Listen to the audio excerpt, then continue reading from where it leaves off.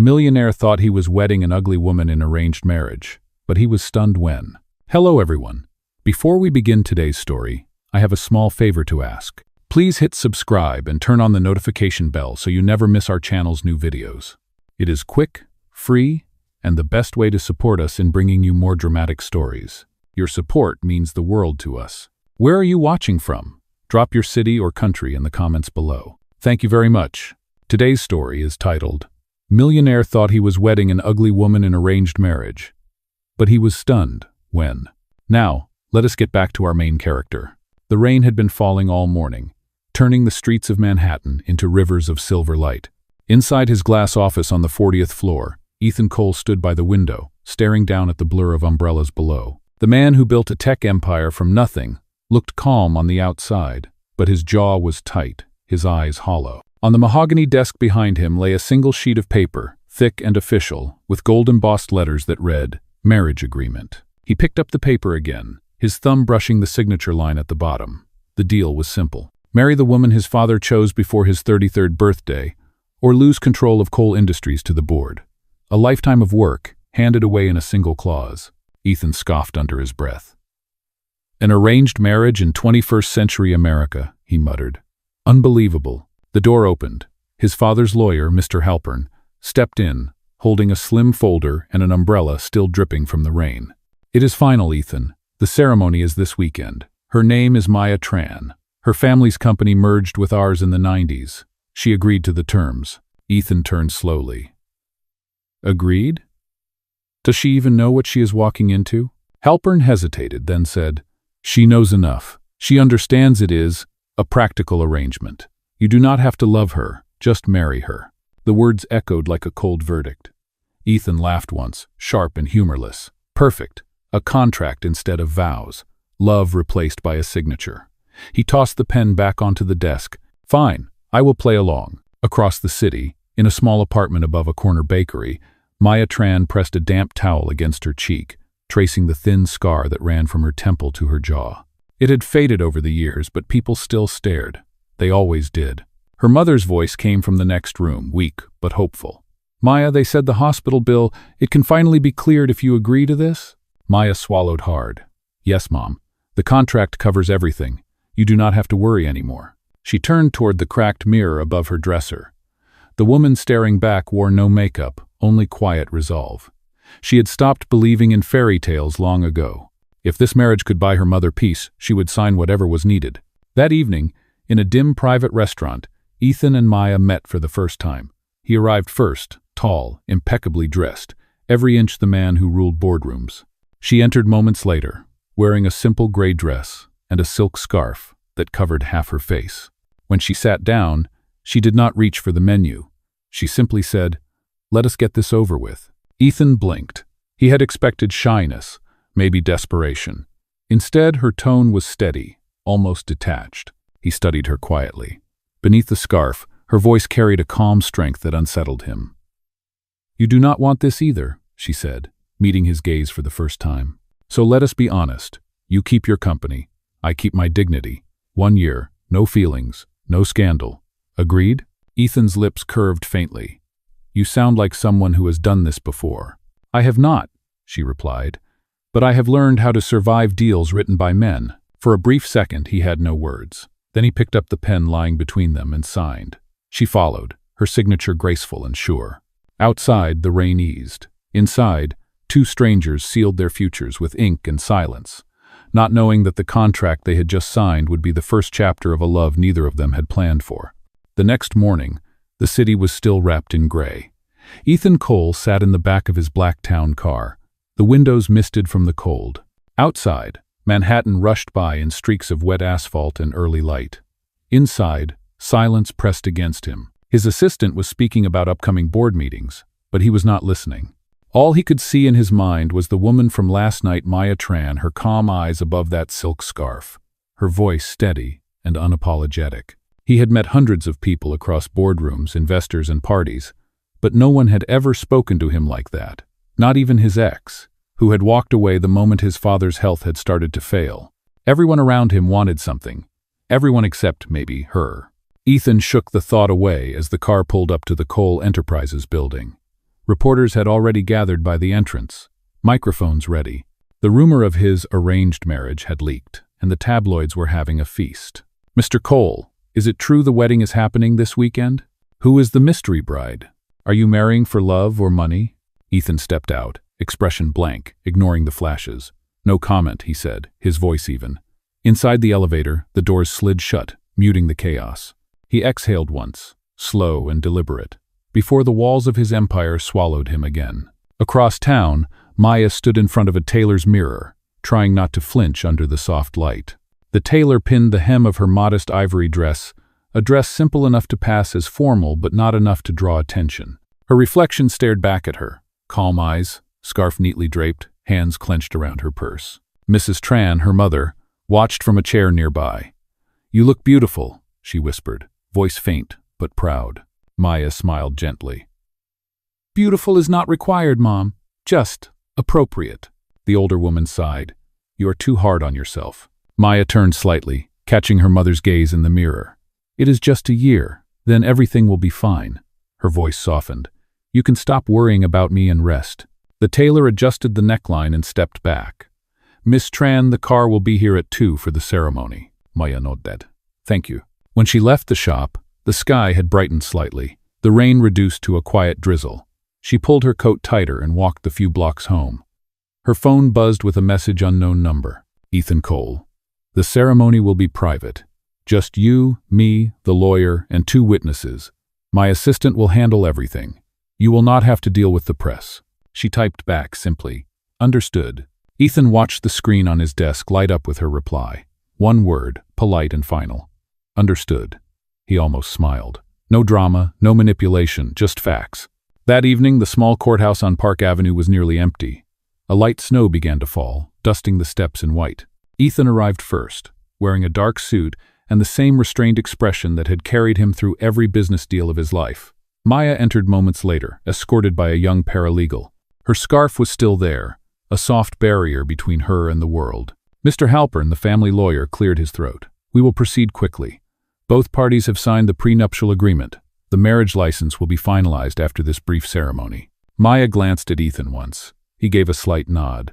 No warmth, no smile, just acknowledgement. When the officiant asked for their vows, Ethan's voice was smooth but distant.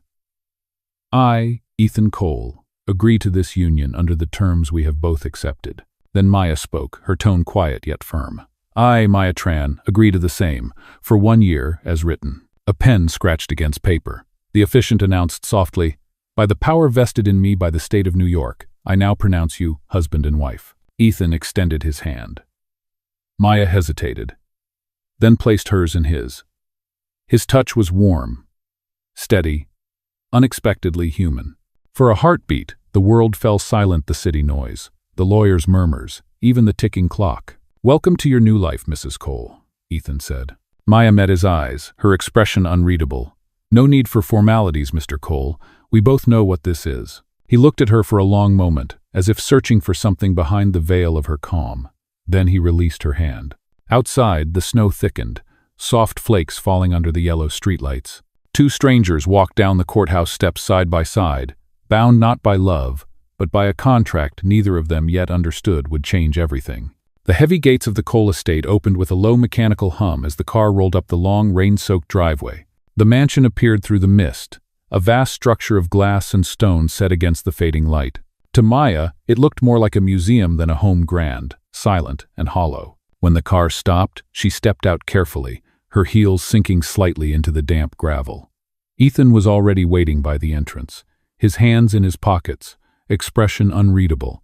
Behind him stood a line of uniformed staff, each perfectly still, watching without a word. "Welcome to your new residence," Ethan said formally. "Thank you," Maya replied, her voice steady though her pulse raced. He gestured toward a tall woman with silver hair and sharp eyes.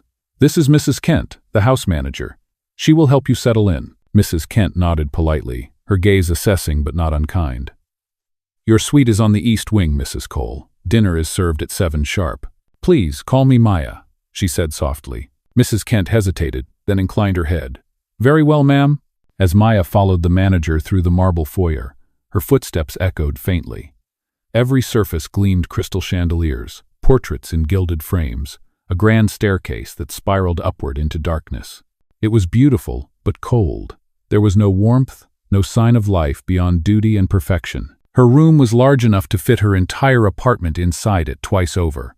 Floor-to-ceiling windows looked out over manicured gardens now blurred by rain.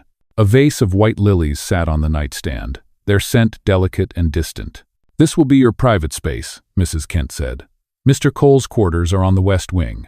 Breakfast is served at 8. Please let me know if you need anything." "Thank you," Maya replied again. When the door closed, silence filled the room. She removed her scarf, folded it neatly, and placed it on the dresser. In the mirror, her reflection looked smaller than the room itself, an ordinary woman swallowed by luxury. She touched the faint scar on her cheek and exhaled slowly. Downstairs, Ethan stood by the fireplace, a tumbler of scotch in his hand.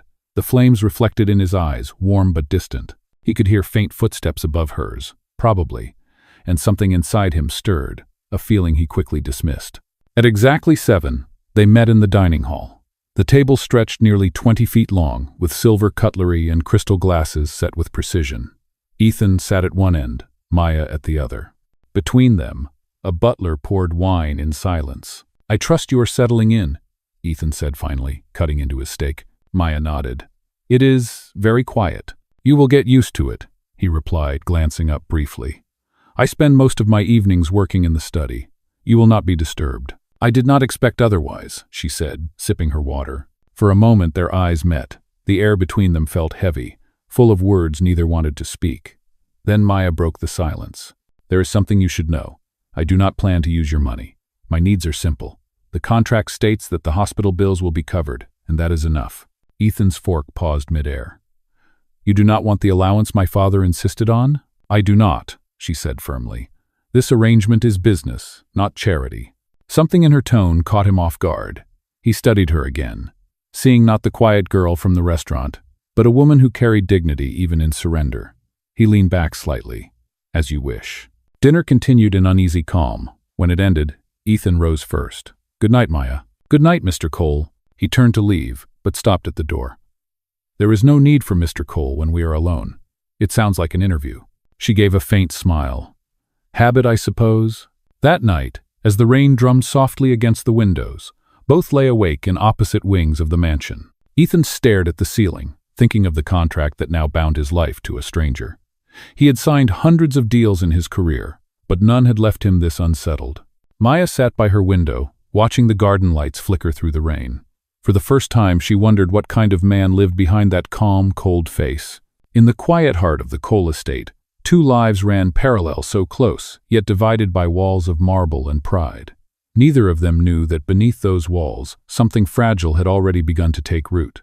Days at the Cole estate began to blend into one another, marked only by the quiet ticking of the antique clock in the hall and the rhythmic footsteps of staff moving with practiced silence. For Maya, it was a world of stillness, a place where even the air seemed afraid to stir. Every morning she would walk through the garden paths after breakfast, her scarf tucked loosely around her neck, the chill of spring nipping at her skin.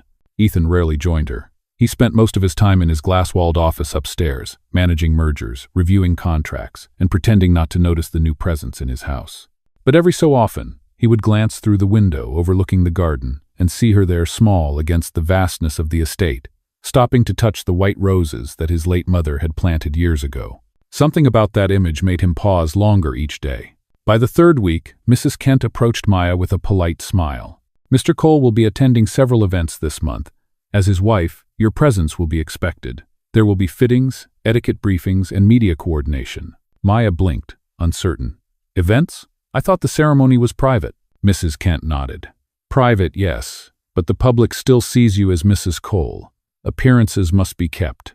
That afternoon, a stylist team arrived at the mansion, with racks of designer gowns, shoes, and jewelry. Maya stood by the window as they unpacked, uneasy under the weight of fabrics worth more than her entire apartment had been. The head stylist, a confident woman with bright red glasses, clapped her hands together. "Let us begin. We have work to do before the gala." They taught her how to walk in heels that pinched, how to hold a champagne glass with poise, how to smile just enough for photographers but never too wide. She stumbled, apologized, and tried again. By the fourth day, she could glide across the marble floor without a sound. That evening, Ethan found her in the foyer, standing before a tall mirror in a deep blue gown. She looked like someone else entirely graceful, poised, yet faintly uncomfortable in her new reflection. He stopped in the doorway, his usual composure faltering. "You look different," he said quietly. She turned toward him, her expression calm. "That is the idea, is it not? To make me look the part." He hesitated, then stepped closer. "It suits you." Her lips curved into a small, almost teasing smile. "Do not worry, Mr. Cole. I will not embarrass you in public." He frowned, sensing the faint edge in her tone. "That was not what I meant." The air between them grew taut, the unspoken tension of two strangers pretending to be something they were not. Finally, she looked away. "I should rest. Tomorrow sounds exhausting." The next night, the Cole Foundation Charity Gala filled the Grand Regency Hotel with gold light and camera flashes. Maya stood beside Ethan as they entered, every head turning toward them. The whispering began almost instantly. "Is that really her? She hides behind that scarf. Why would he marry someone like that?" Ethan heard every word, each one cutting sharper than he expected. Maya's face remained composed, her eyes focused straight ahead. She leaned slightly toward him and murmured, "You should smile. People are watching." He did, for the cameras, for the board, for the illusion they both had agreed to protect. Inside the ballroom, crystal chandeliers shimmered above a sea of glittering gowns and tuxedos. They made their rounds handshakes, polite conversation, laughter that felt rehearsed. But then, near the dessert table, a voice rose above the hum of music. "Mr. Cole," a shareholder said loudly, smirking, "your wife is quite the surprise. I almost thought you were joking when you announced the engagement." Laughter rippled nearby. Maya froze, her spine stiff. Before she could respond, Ethan's tone cut through the noise, calm, cold, and sharp enough to silence the room. "You are right," he said, meeting the man's gaze. "She is a surprise. The kind that makes you realize money cannot buy class." The laughter died instantly.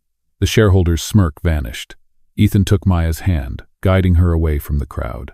When they reached the balcony outside, Maya finally spoke. "You did not have to do that." "I did," he said simply.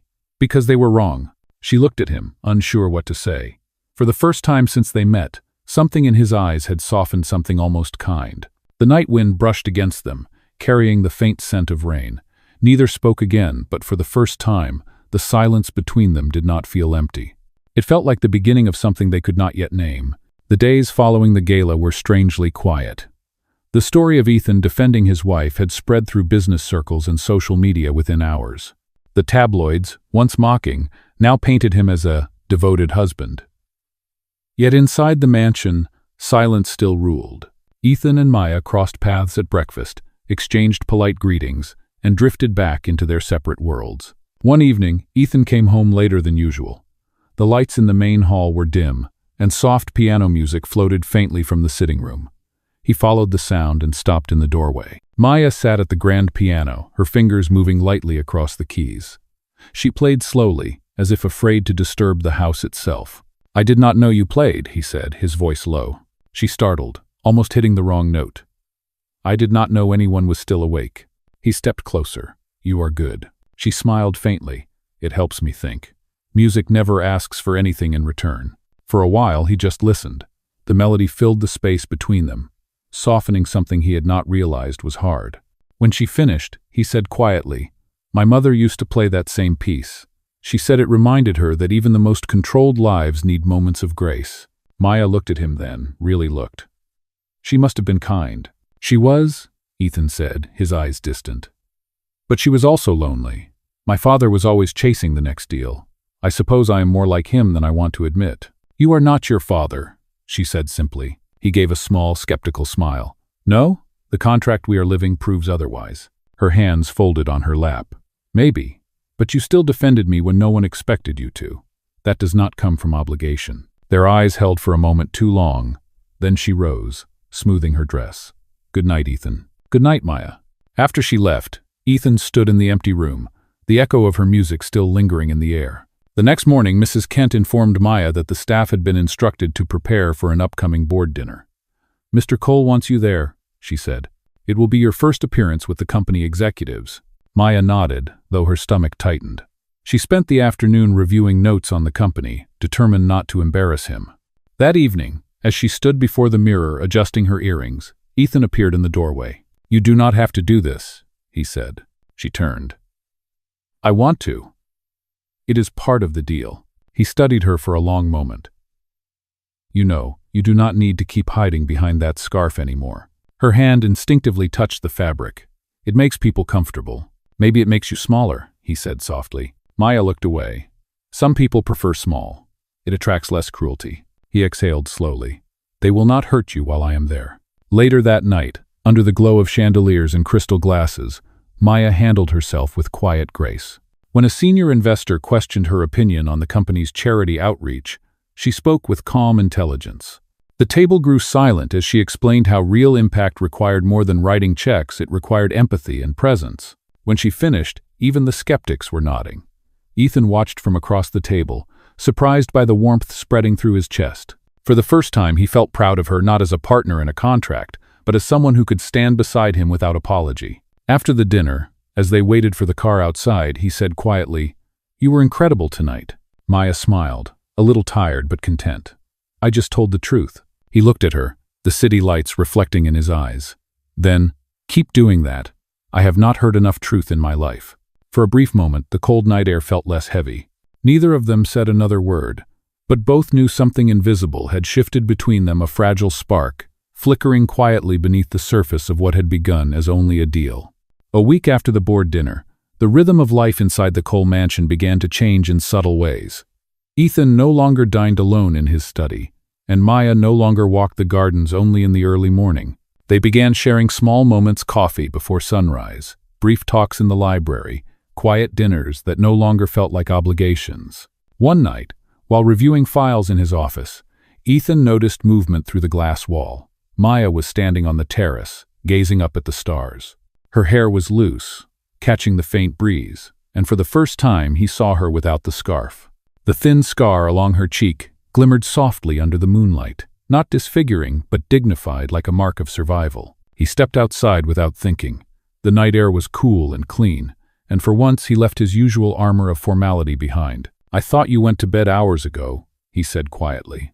Maya turned, startled, then smiled faintly. "I could not sleep. It is too quiet here." Ethan leaned against the railing beside her. "I used to like the quiet. Now I am not so sure." They stood side by side for a moment, listening to the faint hum of the city below. Then Maya spoke softly, "You were right about the scarf. I wore it for years because I thought it protected me, but maybe it only reminded me that I needed protection." He looked at her, the moonlight reflecting in his eyes. "May I ask how you got it?" She hesitated, her gaze distant. "A fire. I was 12. Our apartment building caught fire one night. I helped my mother get out, but part of the ceiling fell before I could reach the door. I do not remember much after that, just heat and smoke." Ethan said nothing, but his expression shifted, the edges of his composure softening. "You saved her," he murmured. Maya nodded. "I did, but the scar became everything people saw. It followed me through school, through work, through every interview where they smiled politely but never called back." She gave a small laugh. "So I stopped trying to be seen." "You should not have had to hide," he said quietly. She looked at him. "Neither should you." He blinked. "What do you mean?" "Everyone talks about Ethan Cole, the genius, the empire, the cold perfection. But I have seen the man who spends his nights looking at empty rooms." For a long moment, he could not speak. Then, almost unconsciously, he reached for her hand. She did not pull away. "I do not know how to do this," he admitted, voice barely above a whisper. "I do not know how to be anything other than the man people expect." "Maybe you do not have to know," she said. "Maybe you just have to try." They stood there in silence, hands still linked, the world around them fading into nothing but the soft wind and the steady rhythm of breathing. It was not love yet, but it was something fragile, real, and deeply alive. The next morning the staff noticed small changes. A shared breakfast that lasted longer than usual, laughter from the study, the sound of the piano drifting through the halls again. Ethan began driving her to the hospital visits himself instead of sending a driver. Maya stopped wearing her scarf entirely. One evening, as they returned from visiting her mother, Ethan caught her smiling at a group of children playing near the fountain. "What are you thinking?" he asked. "That sometimes the things we are most afraid to face," she said, "are the things that end up saving us." He looked at her profile in the soft light of the car, realizing that her calm had become his peace. The woman he had once married for convenience was no longer a stranger. She was the quiet truth he had been searching for all along, and for the first time in years, he no longer felt alone. The peace did not last long. Just as Ethan and Maya began to find comfort in their strange, quiet marriage, the past crept back in with sharp edges. One Monday morning, Ethan arrived at his office to find the front page of a business magazine on his desk. His name filled the headline. Cole Marriage a Sham. Sources claim contract behind the wedding. He felt the air leave his lungs. The article contained photos from their private ceremony, quotes from anonymous insiders, and even a blurred copy of the agreement. It was everything they had kept hidden exposed. By the time he returned home, reporters were already camped at the gates. Flashing lights followed the car as it rolled up the driveway. Inside the mansion, Maya stood near the window, pale and silent, watching the chaos beyond the iron fence. "Who leaked it?" she asked quietly as he entered. Ethan's jaw tightened. "I do not know, but someone had access to the files." She turned to face him. "They are saying I married you for money." He met her eyes. "They are saying worse about me." That night, neither of them slept. Phone calls poured in, lawyers, board members, investors demanding explanations. Ethan tried to control the damage, but the whispers had already taken shape. When the board meeting was called the next morning, he walked in to find not just suspicion but betrayal waiting for him. At the long conference table sat his cousin Daniel Cole, a man who had always resented Ethan's position. Daniel smiled thinly as Ethan took his seat. "It is unfortunate, cousin," he said smoothly, "that your personal life has become such a liability. The shareholders are concerned about the company's image." Ethan stared at him, realizing then who had orchestrated the leak. "You planned this," Daniel shrugged. "I warned you that marrying beneath your station would ruin you. Now it has." The meeting ended in silence. Ethan walked out, his control slipping, the weight of humiliation pressing hard against his chest. When he reached home, he found Maya in the foyer with a packed suitcase. "I should go," she said softly. "If I stay, they will destroy you." "No," he said firmly. "You are not the problem." Her eyes filled, but her voice remained calm. "You said it yourself, Ethan. Everything in your world has a price. Maybe it is time to stop paying for me." He took a step closer. "You are not a debt, Maya." She shook her head. "Then why does this feel like one?" She left before he could answer. The sound of the door closing echoed through the vast, empty hall. For days, the mansion felt colder than ever. Ethan barely ate, barely spoke. He poured his energy into crisis management, trying to save the company, but every success felt hollow. At night, he sat alone in the study, staring at the piano she used to play. The silence was unbearable. Then one evening, Mrs. Kent entered quietly, holding a small envelope. "This came for you," she said. Inside was a single photograph: Maya standing at a community shelter, helping distribute meals, her smile bright and unguarded. On the back, in her handwriting, were 5 words: "Do not forget what matters." Ethan closed his eyes, the ache in his chest sharp and deep. He finally understood what he had lost. It was not reputation or control, it was the only person who had ever seen him for who he truly was. And this time, he was not going to let her go. 2 weeks passed, and the scandal began to fade from the headlines. But Ethan's world had never felt emptier. The mansion, once filled with quiet tension, now felt like an echo of loss. Every hallway reminded him of her laughter, every untouched piano key a silence he could not bear. He had built an empire on logic and control, but now he finally understood what it meant to lose something that no contract could ever replace. That night, while reviewing documents in his office, Ethan stopped on the photograph she had sent. "Do not forget what matters." The words burned into him until he pushed everything aside and made a decision. For once, this would not be about damage control or saving face. It would be about truth. The next morning, Ethan called his assistant. "I want a full media conference scheduled for noon. Every outlet, every journalist. I have something to say." By midday, reporters filled the lobby of Cole Enterprises. Cameras flashed as Ethan stepped to the podium, dressed in a dark suit but without the usual mask of corporate confidence. His voice carried steady and clear. "I have spent my life running a company built on contracts, terms, and signatures," he began. "But somewhere along the way, I forgot that not everything meaningful can be written in ink." He paused, glancing at the crowd of lenses pointed his way. "Yes, my marriage began as an arrangement. I will not deny that. But what I found in that arrangement was honesty, courage, and kindness that this city often forgets exists. Maya Tran did not marry me for money. She married me because I asked her to help me protect my family's legacy, and in doing so, she helped me rediscover my own humanity." The room fell silent. Ethan continued. To the shareholders, the board, and anyone who doubts what I am saying, I am no longer interested in preserving an image. I am interested in preserving integrity. When he stepped away from the microphone, the air buzzed with whispers and camera clicks. For the first time in years, Ethan felt lighter. Later that evening, he drove across the city to the address written on the back of the photograph. It was a small community center, its brick walls painted with bright murals of hope. Through the glass doors, he saw her Maya handing out meals, smiling at each person in line. He waited until the crowd thinned before stepping inside. She turned, surprise flashing in her eyes. Ethan? He nodded, walking closer. I thought you might not want to see me. I read what you said, she replied softly. You did not have to do that. Yes, I did, he said, because you were right. Everything in my world had a price, and I finally learned what it means to give without expecting anything back. She looked at him quietly, her expression unreadable. Why are you here, Ethan? He took a breath. Because I am done hiding behind deals and headlines. Because I miss you. And because I do not want a year-long contract anymore. I want something real. The room fell still.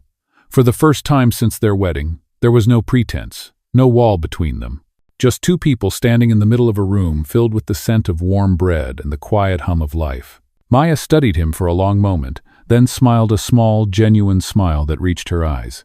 Then start by helping me with these boxes, she said, nodding toward a stack of supplies.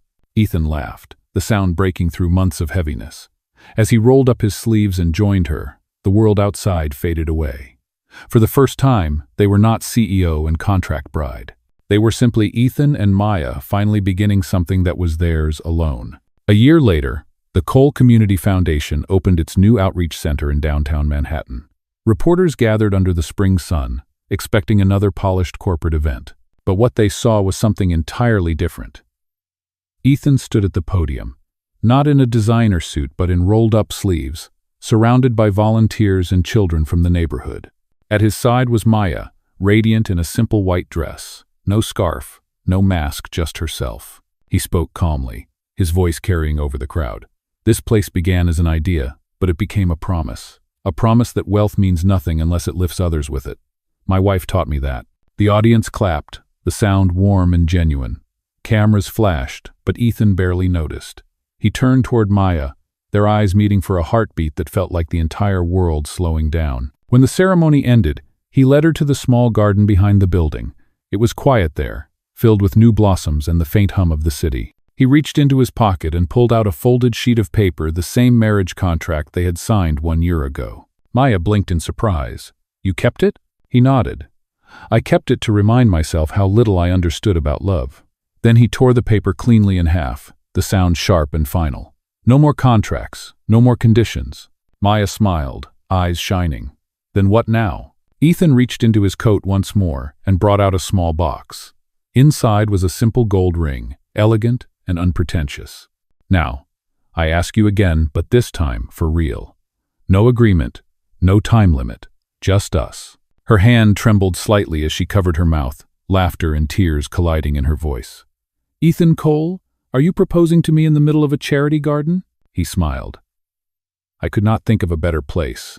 This is where you found me again. She took a long breath, her eyes soft. Then yes, 1,000 times yes. As he slipped the ring onto her finger, the wind picked up, scattering petals through the air like confetti. Somewhere behind them, a volunteer began playing the piano from inside the hall, the same song Maya had once played on a lonely night. Ethan drew her close, his voice low but full of peace. You once said the things we fear the most end up saving us. You were right. Maya rested her head against his shoulder. And you proved that even a contract can lead to something real if the heart signs it first. The camera lights flickered in the distance, but neither of them looked back. They stayed there beneath the soft spring light, two souls who had turned a deal into devotion, a signature into forever.